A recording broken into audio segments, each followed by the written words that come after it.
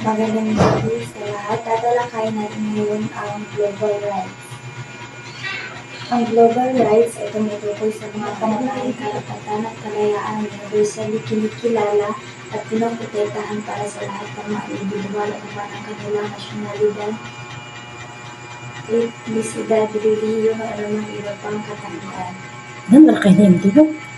Advokasya.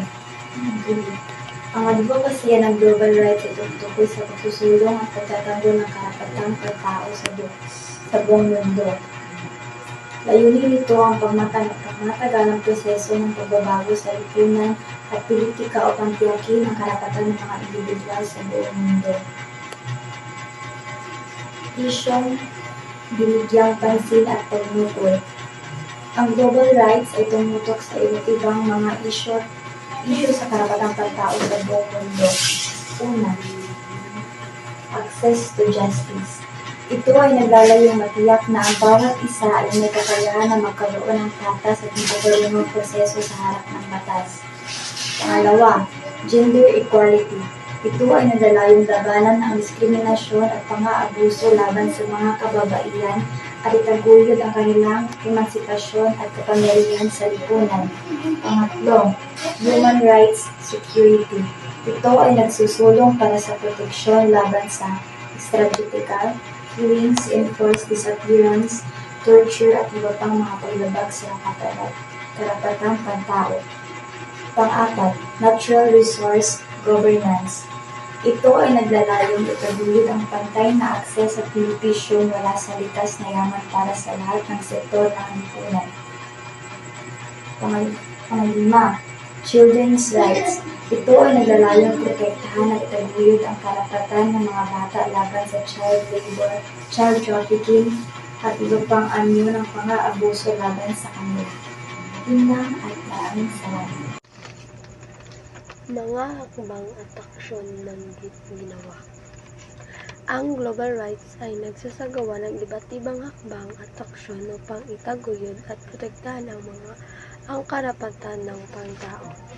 Narito ang ilan sa mga hakbang at aksyon. Una, paglabas ng mga ulat at pagsusuri. Ito ay naglalayong magbigay at impormasyon at datos upang maipakita ang kalagayan ng karapatang pantao sa buong mundo. Number 2, pagsasagawa ng pagsasanay at edukasyon.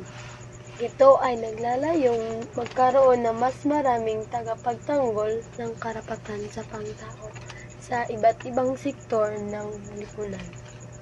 Pang-tatlo, pagsusulong ng kampanya at pagkilos. Ito ay naglalayang magkakaroon ng boses ang mga mahihina at nangangailangan ng proteksyon. Pang-apat, makikipagtulungan sa mga pamahalaan at mga ahensya.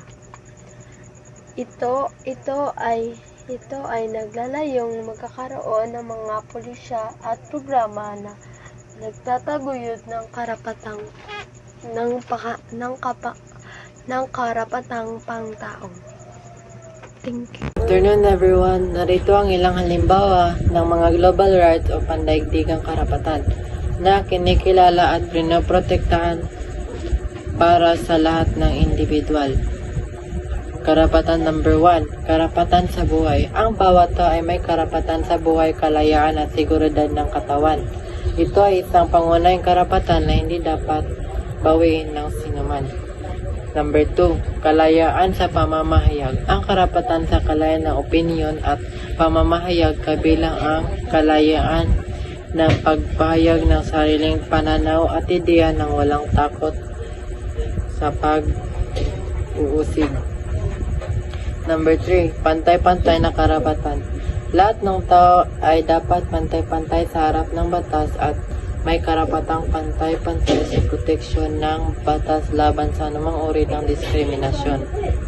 Number 4, karapatan sa edukasyon. Ang karapatan sa edukasyon ay dapat maging accessible at libre para sa lahat, lalo na sa mga pangunahing antas ng edukasyon. Number 5, karapatan sa kalusugan.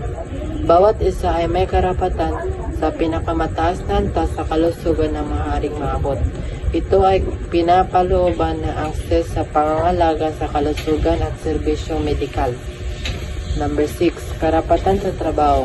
Ang karapatan magkaroon ng trabaho at magtrabaho sa makatarungan at maayos na kondisyon ay isang pangunahing karapatan ng bawat tao.